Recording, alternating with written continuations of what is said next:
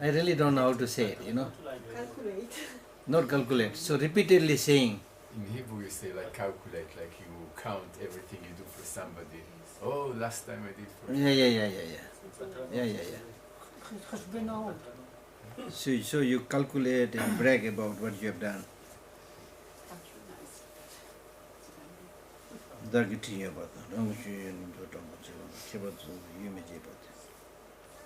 So that means if you had benefited someone, do not keep on talking about that. That time I helped you, this time I helped you. You boast about it, you brag about it, you calculated it. Or if you have been doing a lot of Dharma practice, then don't just keep on talking about that. Oh, I have been doing this practice, that time, that practice, that time, And I did all this for you people, things like that. Or that you boast that actually, I'm a quite good scholar, Yes. I've been studying for so many years, Yes, you are.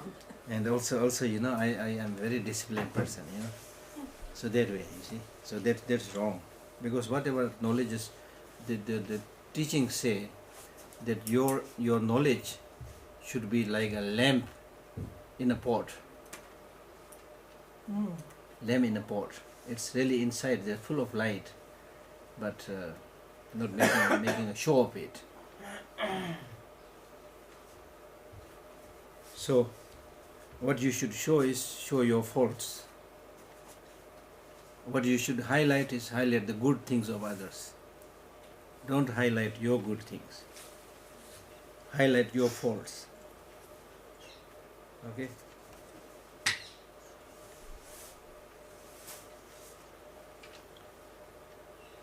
Don't be short-tempered.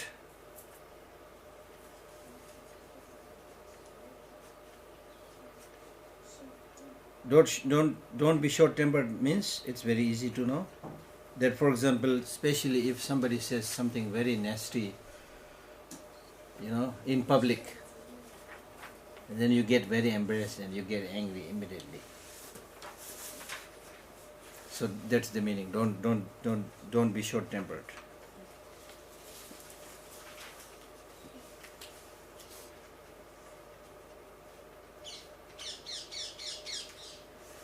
Because short-tempered is not good for your health. Anger is not good for your health. And you made a promise that you will practice patience. And anger is opposite to patience. Tolerance. And anger or short-temper is very bad for your health. It makes you ugly. You want to become ugly? We don't want to become ugly, therefore we wash ourselves several times. We put cosmetics on the face, hair our comb. But despite all these decorations and ornaments, if you get angry, you don't look handsome or beautiful, you see. So if you really want to be handsome and beautiful, the external decorations are not important. The most important decoration is being able to smile. And that also genuine smile. And genuine smile comes not from the skin. It comes from within. Inside you are completely at ease and happy and at peace. Then the smile that you see on the face of Buddha or on the face of the Dalai Lama. See? He's now 80 years old, but his face looks like a small child, Giggling and laughing and smiling all the time, you see. Because there is inner happiness, joy, you see. So that makes you the most beautiful. And that beauty is real beauty. Nobody can, it's not expensive. You don't have to buy anything from the market. And it will not become excess baggage. And nobody can steal it, you see. The other ornaments, they are external. Oh, you misplace it, you lose it, your very costly jewelry, they are stolen, they are lost. You have to carry them wherever you go, It's a burden. So therefore the Buddha decided, shave the hair. Forget about other cosmetics, shave the hair. So that's the thing. Don't be short-tempered. And I once read a book that thousands and thousands of people die in a year in different countries because of anger. Because of anger and short temper. Either they fight and get killed, or they get angry and drive rashly and have accident. So anger and drinking, many of these bad habits, the sources for your short life. So they are not good at all. And sometimes people think anger is needed to fight the enemy, to get the needed energy. And His Holiness the Dalai Lama says, yes, it is true, with anger you get some kind of extra energy, but that extra energy is essentially blind energy. Blind energy. You do get an extra energy, but that energy is essentially blind energy, so it is not sure whether you will hit the target or not. So you can be tough, as I said earlier, you can be tough without getting angry. You can be tough with compassion, you can be tough with wisdom. Then you will not make a mistake. There's the difference, you see. There's the difference. You will not become mad. When you get angry, you are mad. When you are mad, you make wrong decisions. You hit the wrong target. And physically also you suffer. Your blood pressure increases. Things like that, okay? Don't be short-tempered.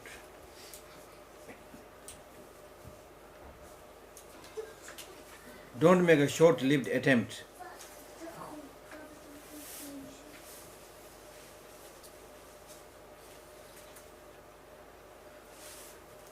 The Tibetan version actually says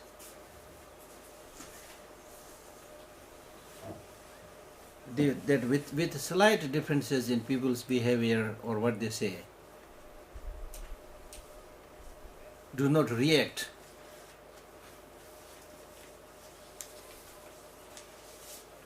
with unpleasure. If we are too suspicious, too doubtful, then with slight things that happen with us, or with small things what other people do, you get angry, you react violently. So the text says, do not do like that. In one of the Mahayana Buddhist teaching, it says that your mind should not be like a cotton or feather, bird's feather. Because our mind, especially when we engage in the mind training practice, our mind should not be like a feather. The bird's feather is easily driven around, tossed around by the slight wind. So with slight changes in situation differences, you should not get upset, unhappy. Your mind should be stable and strong. Without making any quick decisions, you should think carefully, calmly. Sometimes just by thinking, you change your perspective and you become happy. You see? But if you immediately get, oh, he's saying something about me, make a decision, go wild, you may be completely wrong. You see?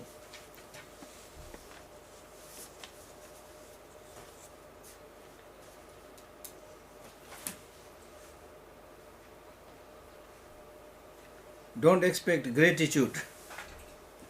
As I said already, I already explained that. If you have benefited somebody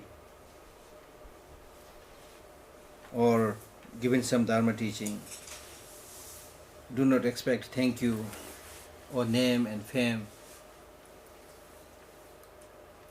There was a great mind training teacher in Tibet who used to say that I had given so many teachings to so many students, but I never expected even a thank you.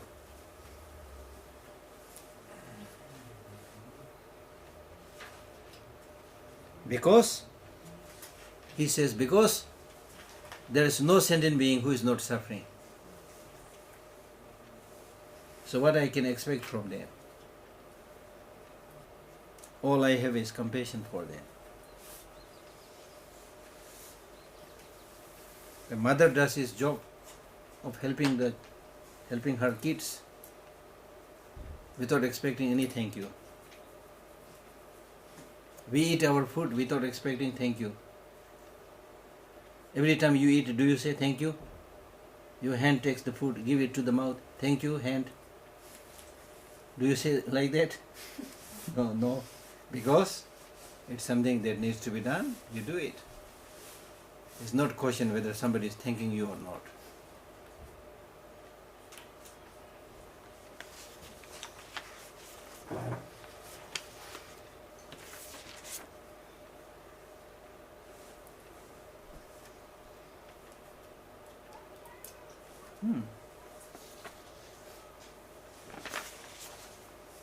So that is it.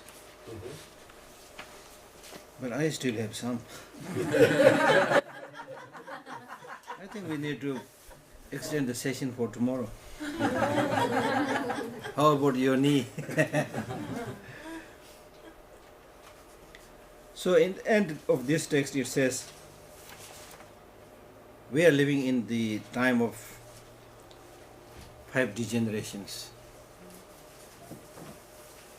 So therefore it is important, whatever misfortunes you encounter, you should transform it into the path to enlightenment.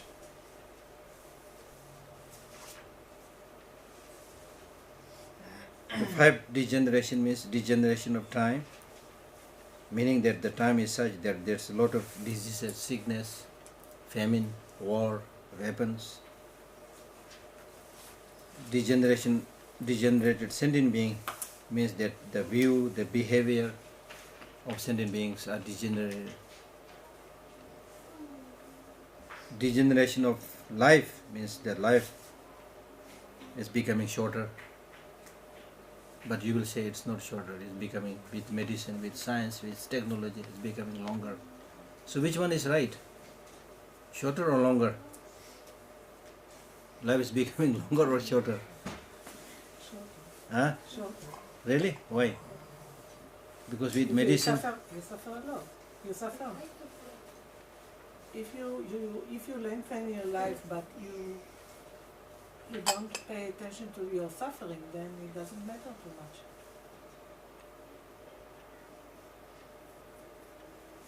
No more accidents, no cancer. Yeah, I mean, it's how you interpret probably, but overall you can see how many people are die even through accident, car accident, aeroplane accident, and shooting and killing, so many things are happening. So I don't know. At least the text says that. In the Bible it says that people live hundreds of years. So maybe in that generation. So the Buddhist teaching says the life is becoming shorter and shorter. There was a time when people used to live very, very long life. Now it will become shorter and shorter. And then the 4th degeneration is very strong afflictive emotions, which is true. Not only we have strong afflictive emotions, but in today's world, people are fueling that afflictive emotion, promoting desire, promoting anger, promoting jealousy. Okay? So that's very clear. And then the 5th is degeneration of view, where most of the people don't believe in law of causality. This is the life, enjoy it, you see. So that kind of thing. So it's important to transform these degenerations or misfortunes into the path. And then the text says, this nectar-like instruction comes from the great Lama Silingpa Swandipa.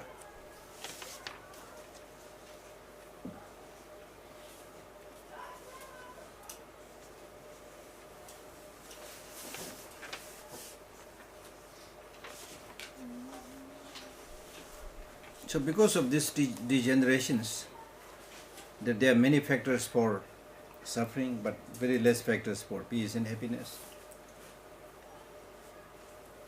And we are confronted with host of misfortunes, obstructions,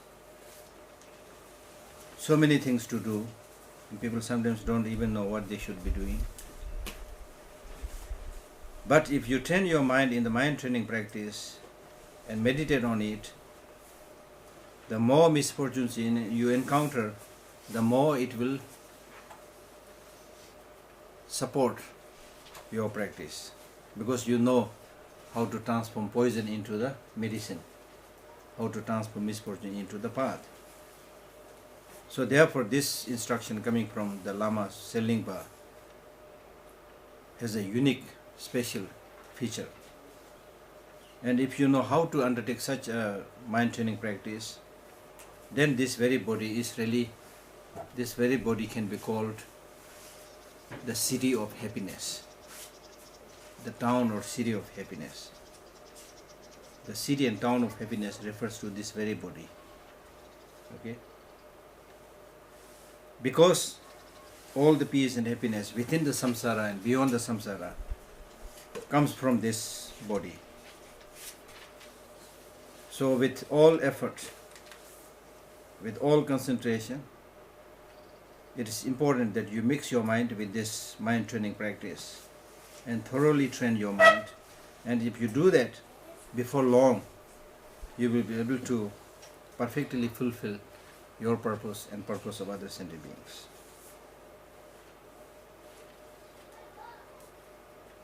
That's all. Thank you. Any questions? Last difficult questions.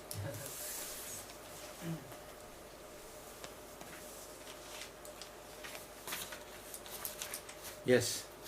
You said something that we should like enlighten or emphasize the good things in other people. Yeah. So how do we do it on a daily basis? Like we see someone and we say, oh, you are so tall, you are so handsome, you are so good. Like we give No. I know this because this is again Western culture. Yes. You just say from the mouth, oh, you look so, No. wow, this is so good. Sometimes it's true, but Sometimes most it's of true, the but time it maybe has it's become. not true. I mean, So it's good I in the. ask- It's good in the sense, but at least you are talking good things. Yes. But But sometimes you don't feel. exactly. So what this text is saying is not only you say it, So but you genuinely appreciate it. yeah. Genuinely appreciate the good things that other people do. For example, the text says, if somebody praises you because you have done something good, if somebody praises you, don't become arrogant, thinking that I am special. But instead you should think, oh, this person at least recognizes good things. So this person is good. You see? In your thoughts, you mean? In your thought, of In course. thoughts, you Yeah, don't yeah. have to. Oh, yeah. You don't have to say it. In your thoughts. In your thought, yeah. So it's easier. In your thought. In your thought, and then on appropriate occasions you should also say it. But otherwise, if you keep on saying it, it looks like flattering somebody, So not that. It depends how you do it, when you do it, Depends on the context. Yeah. What do you mean with degenerated times? Degenerated time is, now the time is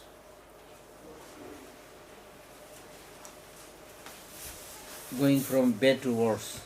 So it's the first is the four, the other four. Like for example, we are living at a time, we have no idea which season is this now. We are living at a time when there is famine, flood, shortage of food, so many things. Disease, sickness, AIDS, cancer. Many of the diseases may be modern disease. Low self-esteem, depression, loneliness. I think most of these are modern diseases. So because of the time.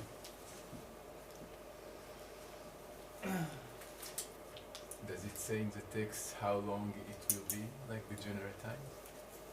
Because actually I was joking to somebody saying that the 5 degeneration started when I was born. so it will finish when I go. No, I really have no idea, but it will continue for some, I'm sure it will continue for a long time. It started before the 12th century, so Yeah, exactly, this teaching, yeah.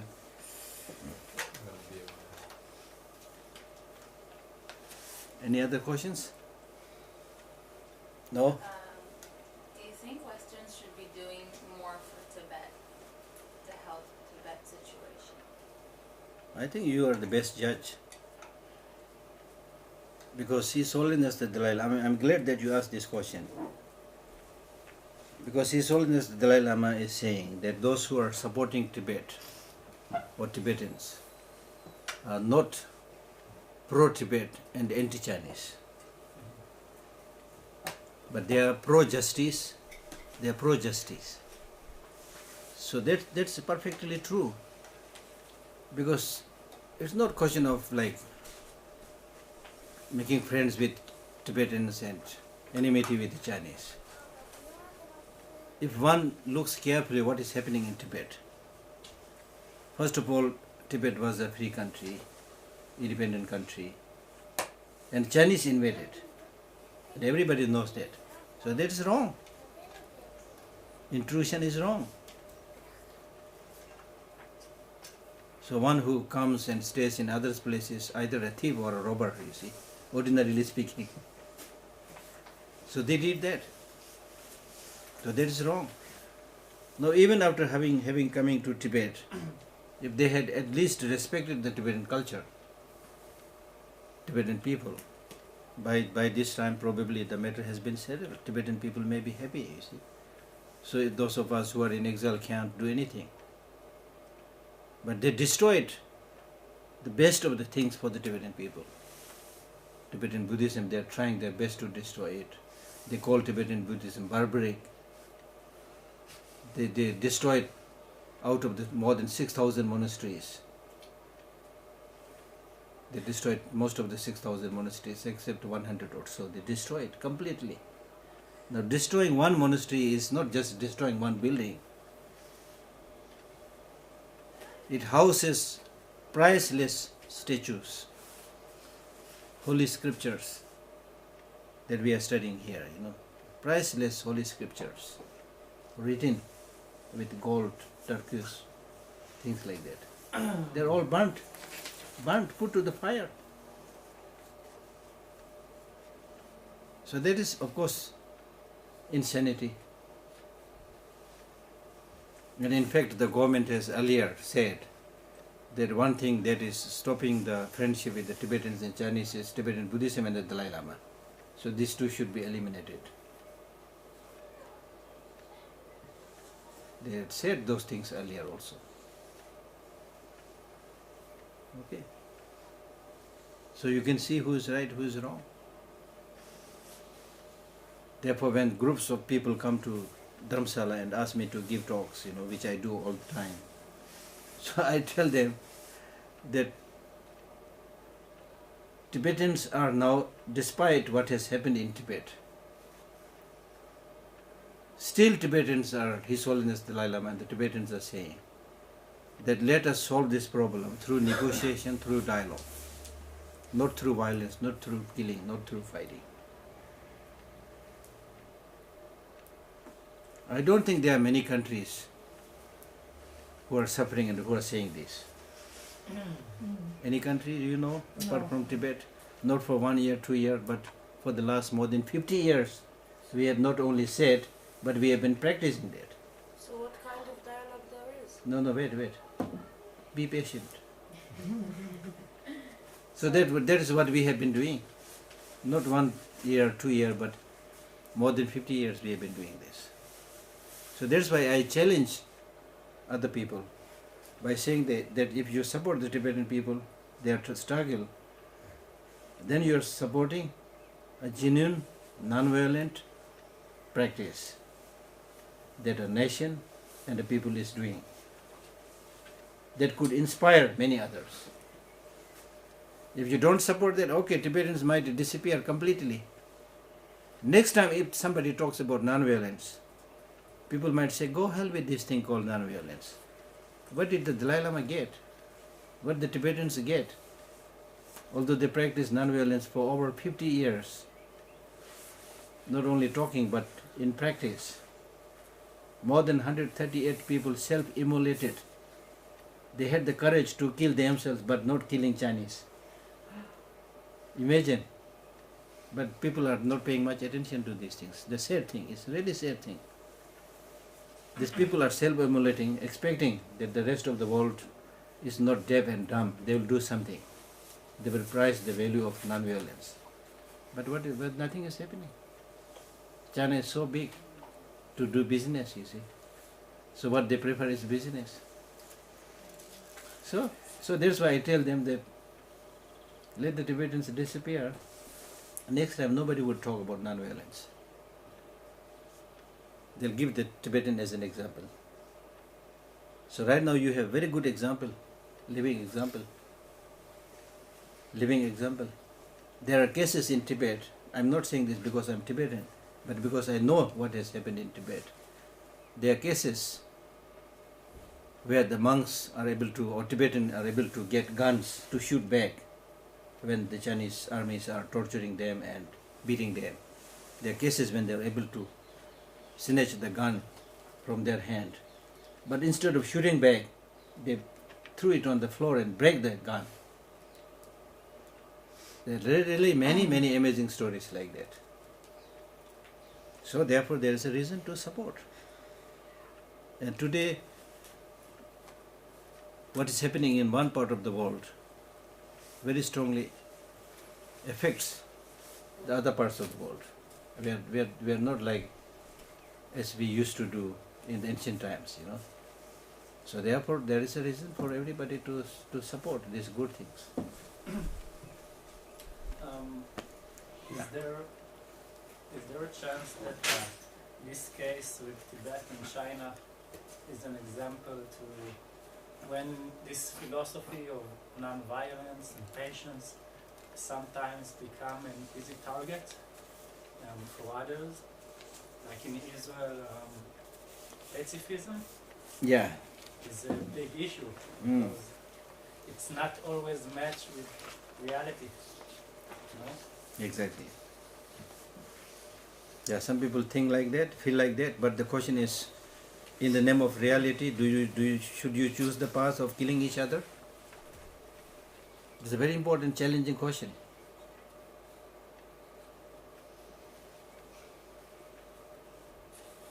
In the name of being pragmatic, are we saying that we should choose the gun and fight? So that choice is ours, whichever is better, you see.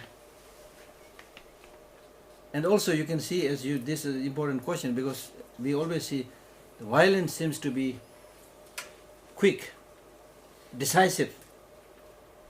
But in the long run, what is the result of violence? When you practice things called non-violence, it takes time. It doesn't come so often in the headlines of newspapers. But we are doing something, when we practice non-violence, we are doing something that is true to the basic human nature. Basic human nature. But when you use violence, it is against human nature. At the end of the day, nobody likes it.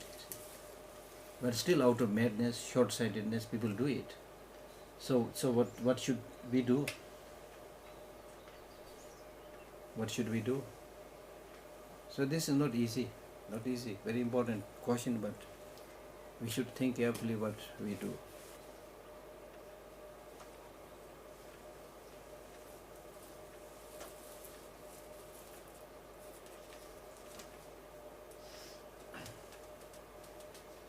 Any other questions? We are going to sit here until 9 p.m. And don't even touch your knee.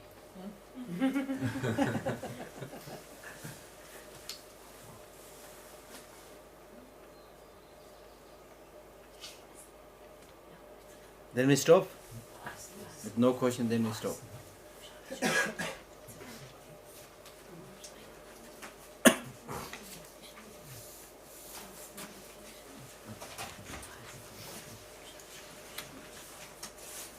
She slept.